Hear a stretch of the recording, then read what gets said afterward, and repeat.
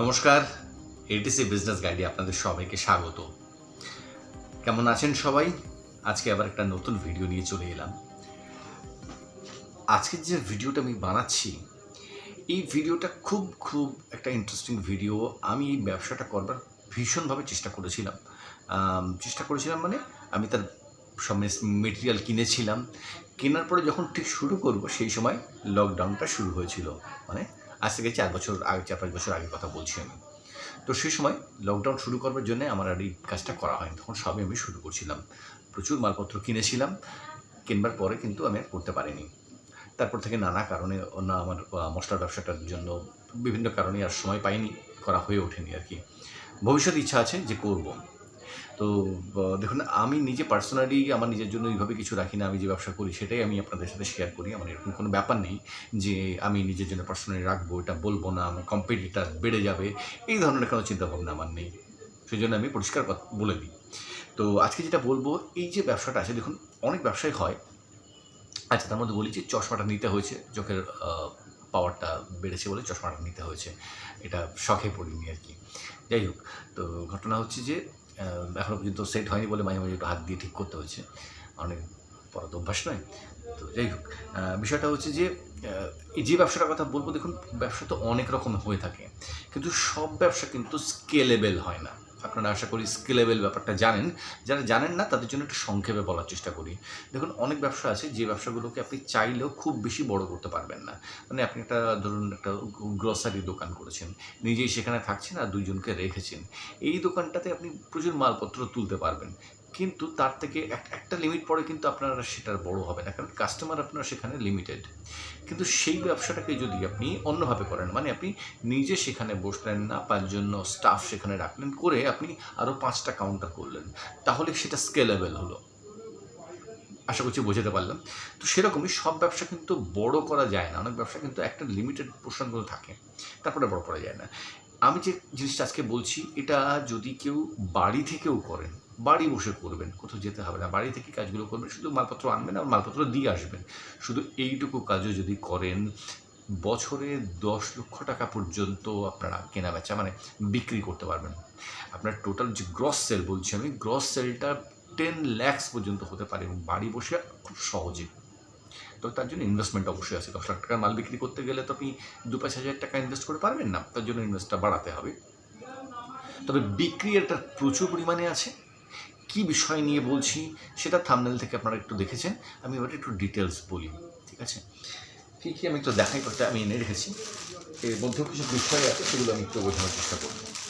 দেখুন, বহু লোকের বাড়িতেই গোপাল আছে, বা যখন পুজো হয় কোনো, সেই পুজোর সময় আপনারা ঠাকুরের ড্রেস পরান, ঠিক আছে না? গোপালের ড্রেস এটা।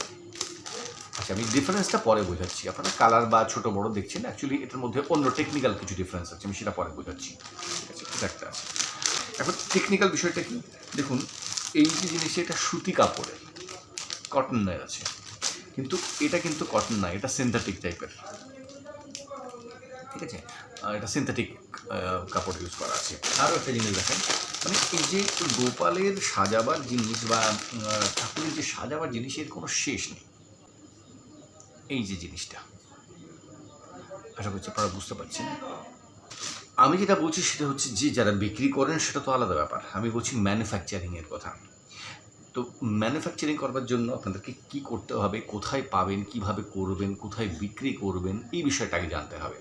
এগুলো সবই পেয়ে যাবেন বড় বাজার, থানাগলিতে নামবেন, ডান দিকে যমুনালাল বাজার স্ট্রিট গিয়েছে, ওখানে গেলে প্রচুর দোকান আছে, ভেতরে দেখবেন, একটু খোঁজ নেবেন, ওখানে সুতির কাপড় পেয়ে যাবেন। আর না হলে আপনাকে যেতে হবে বাঁকড়াতে, বাঁকড়াতে পাওয়া যাবেন, ওখানে মিটার হিসাবে দেয়, অন্তত 10 মিটার নিতে হবে, নিলে কিন্তু ওই সুতি কাপড় বা যে কোনো কাপড় আপনাকে দিয়ে দেবে। যেটা কলকাতা থেকে দূরে থাকেন তারা কোথায় পাবেন, তারা যে সমস্ত জায়গায় ঠাকুর তৈরি হয়, আমরা যেগুলোকে পালবাড়ি বা মৃৎশিল্পের জায়গা বলি, ঠিক আছে? আমাদের যেমন ইয়েতে আছে, কুমারটুলি আছে, বা কৃষ্ণনগরে আছে, এরকম বহু জায়গাতে আছে, আমাদের দক্ষিণদাড়ি আমাদের কাছাকাছি, এরকম বহু জায়গায় আছে। সেইখানে দোকানে চলে যাবেন, যারা কুমারটুলি যেতে পারবেন, কুমারটুলির সামনেই ওখানে অনেকগুলো দোকান আছে, ঢুকতেই মুখের 3-4টে দোকান আছে, যেখানে কাপড়গুলো বিক্রি হয়। শুধু কাপড় নয়, এর সমস্ত মেটেরিয়ালগুলো ওখানে পাওয়া যায়। আগের দিন চাঁদমালার কথা বলছিলাম, সেখানে গেলেই পেয়ে যাবেন, কারণ সেখানেই ঠাকুরের যে অ্যাকচুয়ালি যে কাপড়গুলো পরানো হয়, সেগুলো এই কাপড়গুলোই, সেখানে গেলে পেয়ে যায়, আমাদের দক্ষিণদারিতে পাওয়া যায়। এইগুলো ওখানে কিন্তু মিটার হিসাবে নয়, ওখানে ভাঁজ হিসাবে বিক্রি হয়। ভাঁজটা মিটার থেকে সামান্য একটু কম হয়, এটা মনে রাখবেন, ভাঁজটা মিটার থেকে সামান্য কম। দামের প্রশ্ন, দাম দেখুন এই প্রোডাক্টগুলোর 20 টাকা 30 টাকা ভাঁজ থেকে শুরু করে 150 টাকা 200 টাকা 250 টাকা পর্যন্ত ভাঁজ নর্মালি আমি দেখেছি। হতে পারে তার থেকেও বেশি আছে, আমি এই পর্যন্ত দেখেছি। মিটার হিসাবে মানে বেশি যেগুলো ভালো সেগুলো ভাঁজে আমি ওনাদের কাছে খুব একটা দেখিনি, সেটা আমি সোনাপট্টির ওখানে যে সমস্ত দোকানগুলো আছে তাদের কাছে পেয়েছি ডিজাইন করা সেগুলো। বাজ আপনি চাইলে প্লেন যে কাপড় কিনতে পারেন, অর্থাৎ ডিজাইন করবার জন্য যে সমস্ত, আমি একটা ভিডিওতে দেখুন সত্যনারায়ণ পার্কের একটা ভিডিও আমি আপলোড করেছিলাম, ওই ভিডিওটাতে যদি দেখেন তাহলে দেখতে পাবেন যখন অনেকগুলো ঠাকুরের জামা কাপড়ের দোকান আমি দেখিয়েছি, সেখানে কত দামে বিক্রি হচ্ছে আপনারা চাইলে সেটা দেখে নিন। তো অনেক অনেক দামে বিক্রি, একটা ছোট্ট জামাও 100 টাকায় বিক্রি হচ্ছে, কারণ তারপরে তার মধ্যে কাজ আছে, অনেক চুমকি বসানো আছে, হাতের কাজ করা আছে, সেখানে এমব্রয়ডারি করা আছে, অনেকগুলো মানে হ্যান্ড এমব্রয়ডারি বা মেশিন এমব্রয়ডারি করা আছে। কীভাবে করছেন, কাটিং কী করছেন তার উপর নির্ভর করে। এবার একটা ইম্পর্টেন্ট জিনিস আছে, এর পেছনে যেটা লাগানো রয়েছে এই জিনিসটা কিন্তু ওই জায়গাগুলোতে সবসময় পাওয়া যায় না। এটা পাবেন একমাত্র, আমি বড়বাজারে খুঁজেছি কিন্তু সব জায়গায় কিন্তু এই ধরনের পাতলা কাপড়টা পাইনি, একমাত্র পেয়েছি এটা, সেটা হচ্ছে নন্দরাম মার্কেটের নিচে বেসমেন্টে যেতে হবে, উপরে কিন্তু পাইনি, আমি খুঁজেছি। নন্দরাম মার্কেটের বেসমেন্টটায় যাবেন, জিজ্ঞাসা করবেন যে কোথায় পাবো ঠাকুরের এই কাপড়ের নিচে যে পোর্শনটা আছে, লাইলেনের কাপড় বা যাই বলুন, নিচেরটা। এটা নিয়েছিল, আমি যখন কিনতে গেলাম ভাঁজ 15 টাকা চেয়েছিলেন, কমা ওর থেকে বোধহয় 12 টাকা একটা আছে, 15 টাকা আছে, আর তার থেকে উপরে বোধহয় একটা কিছু ছিল, 2-3 রকমের কোয়ালিটি ছিল। আমি 15 টাকাটা নিয়ে এসেছিলাম খানিকটা, তো ইঞ্জু বললাম যখন করবো বলে এনেছিলাম, এখন দাম কম বেশি হতে পারে। তো 15 টাকা করে কিন্তু ভাঁজ তখন নিয়েছিল। আমি মোটামুটি দাম বললাম, কোথায় পাবেন বললাম। এর উপরে যে সমস্ত চুমকি আমি এরপর একটা ভিডিওতে আমি দেখাবো যে এটা কীভাবে বানানো যায়। আচ্ছা, বিক্রি কোথায় করবেন বলছিলাম, বিক্রি করবেন কোথায়, আপনার আশেপাশে সমস্ত দর্শককর্মের যে সমস্ত দোকান যারা যারা এটা বিক্রি করে তাদের কাছে একবার কথা বলুন, তারা নিয়ে নেবেন। এটা এতটাই ডিম্যান্ডিং, তারা কলকাতা পর্যন্ত বা অনেক দূর পর্যন্ত দৌড়াবেন না। আমি বহু জায়গাতে, আসানসোল, পুরুলিয়া, বাঁকুড়া, এরকম বহু জায়গাতে দেখেছি বড় বড় হোলসেলার, বড় বড় কাউন্টার আছে। পুরুলিয়াতে 4-5টা কাউন্টার আমি দেখেছি, ভীষণ পরিমাণে তাদের বিক্রি আছে এবং দারুণ দারুণ প্রোডাক্ট তারা রাখেন। যারা পুরুলিয়া থেকে যদি কেউ আপনারা ভিডিওটা দেখেন একবার আপনারা জানবেন, ওই চকবাজার যে মন্দিরটা রয়েছে তার পিছনে, ওই রাস্তাটার নাম ভুলে গেছি এই মুহূর্তে, মানে পোস্ট অফিসের ওই পাশ দিয়ে আসলেও আসা যায় আর কি, এখন ভুলে গেছি আমি। ওইখানে ওই দোকানগুলো দেখেছি আমি, আর অনেকগুলো দোকান আপনারা তো ভালো জানেন যারা থাকেন ওখানে। তো ওইরকম অনেক জায়গাতে আমি দেখেছি এবং প্রচুর পরিমাণে দশকর্মার সমস্ত দোকানে বিক্রি হয়। আর যদি দেখতে চান অ্যাকচুয়ালি এর বিক্রিটা কত, তাহলে জন্মাষ্টমীর আগে, দুর্গা পুজোর আগে, এই সমস্ত অনুষ্ঠানের আগে কখনো দড়িগলির ওখানে চলে আসবেন। 4-5টা দোকান আছে ওখানে। এই 4-5টা দোকান থাকা সত্ত্বেও ওখানে কমপক্ষে 1 থেকে 1.5 ঘন্টা বা 2 ঘন্টা পর্যন্ত লাইন দিয়ে প্রোডাক্ট কিনতে হয়। বুঝতে পারছেন, মানে কন্টিনিউয়াসলি তারা দিচ্ছেন এমন নয় যে তারা মাল দিচ্ছেন না, আটকে রেখেছেন, কন্টিনিউয়াসলি মাল দিচ্ছেন, তারপরে 2 ঘন্টা দাঁড়িয়েও মাল আমি নিজে কিনেছি এক সময়। তাহলে বুঝতে পারছেন যে কতটা ডিমান্ড, এবং শুধু এখানে নয়, সারা ভারতবর্ষেই এই ধরনের প্রোডাক্টের ডিমান্ড রয়েছে। বিভিন্ন জায়গায় বিভিন্ন রকমের হয়, এর কিন্তু বিভিন্ন রকম সাইজ হয়, মানে 0 থেকে শুরু করে 14-15 পর্যন্ত সাইজের হয়ে যায়। 0, 1, 2, 3 এরকম সাইজ হয় আর কি, বিভিন্ন সাইজ। এবারে যাদের বাড়িতে সেলাই মেশিন আছে তারা অনায়াসে এগুলো বানাতে পারবেন। আপনারা যদি ডিজাইনার বানাতে না চান কোনো সমস্যা নেই, নর্মালগুলো বানান, এগুলো নর্মাল যেটা বলবেন চালু মাল বানান, 2 রকমের। যদি আপনারা চান যে শীতের সময় বানাবেন, তাহলে শীতের পোশাক যেগুলো হয়, অর্থাৎ একটু গরম জামা কাপড় যেগুলো যেমন আমরা পরি তেমনই ঠাকুরের জন্য বানানো হয়, সেগুলো করতে পারেন। উলের প্রোডাক্ট বানানো হয়, সেইগুলো বানান। হাইলি প্রফিটেবল, এটুকু বললাম যে হাইলি প্রফিটেবল। আপনি মার্জিন যদি খুব বেশিও না রাখেন, তারপরেও যে প্রফিটটা আপনারা পাবেন সেটা কিন্তু অনেক প্রফিট। যারা মনে করছেন আমার কাছে নেই, যারা ভাবছেন আমার কাছে সেলাই মেশিন নেই, কোথায় কী করবো, দুটো প্রসেস। এক হচ্ছে যদি আপনার সেই ক্যাপাবিলিটি থাকে বা আপনি যদি অতটা বড় করতে চান, তাহলে আপনি হায়ার করুন। মানে অনেকেই বাড়িতে মহিলারা বসে থাকেন যারা মানে সেলাই মেশিন আছে কিন্তু কাজ পাচ্ছে না, আপনি মালপত্রগুলো জোগাড় করে তাদেরকে দিয়ে দিন যে আমি তোমাদেরকে দিচ্ছি, তোমাদের মজুরিটা দেবো, তৈরি করে নেন, বিক্রি করুন। মানে আপনি শুধু সেলসটা দেখলেন, প্রোডাক্ট কিনলেন, বানিয়ে নিলেন, তাদেরকে বানানোর জন্য মজুরিটা দিলেন, আপনি বিক্রি করলেন। এটা একটা প্রসেস, আমি যে প্রসেসে করতে চেয়েছিলাম। আরেকটা হচ্ছে আপনি নিজের বাড়িতে সেট আপ তৈরি করে লোক দিয়ে করাতে পারেন। আর যারা সেটাও পাচ্ছেন না, তাদের জন্য লাস্ট যারা হয়তো বাড়িতে বসে ভাবছেন যে সময় কাটাই, কিছু একটা করি, বসে আছেন, তাদের জন্য হচ্ছে তারা ডিজাইনার বানান।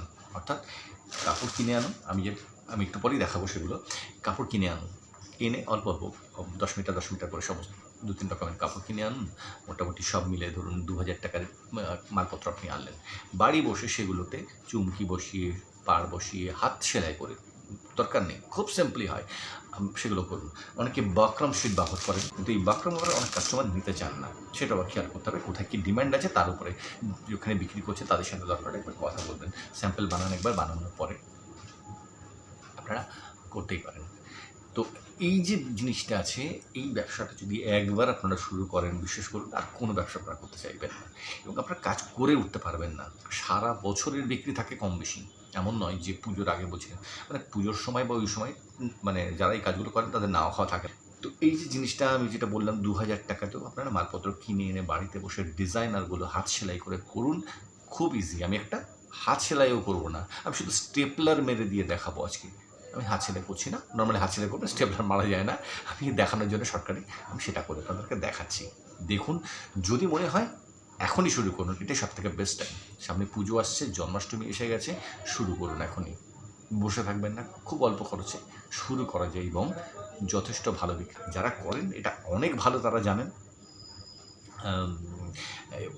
আমি অতটা জানি না, কারণ আমি সবে শুরু করছিলাম। আমি যদি কাজটা কমপ্লিট করতাম তাহলে হয়তো আরও বেশি ভালো বলতে পারতাম। যাই হোক, আমি যতটুকু জেনেছি আমি বললাম। এর আরও অনেকগুলো জিনিস আছে, সেগুলো বলবো। যেমন এর গয়নার সাইড যেটা আছে, অর্থাৎ গোপালের যে সমস্ত সাজাবার, হাতের চুড়ি, গলায় পরাবার যে সমস্ত নেকলেস, এরপরে আছে দোলনা, আরও অনেকগুলো আছে, সেগুলো আমি আরেকটা ভিডিওতে বলবো। চলুন এবার আমি একটা বানাই, কত সিম্পলি বানানো যায় সেটা আমি দেখাই। মানে এর জন্য হাইফাই কোনো ব্যাপার নেই, সিম্পলি বানানো যায়।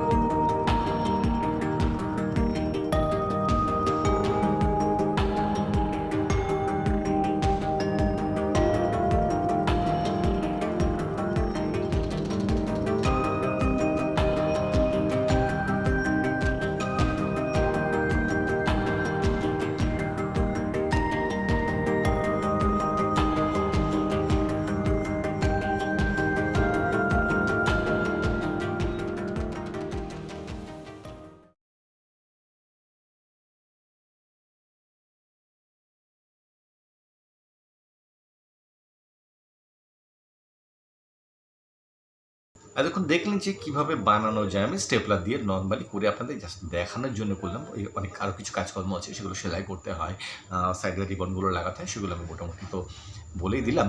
তো সেটা যত ভালো করে করবেন, যত ফিনিশিং হবে তত ভালো পারবেন।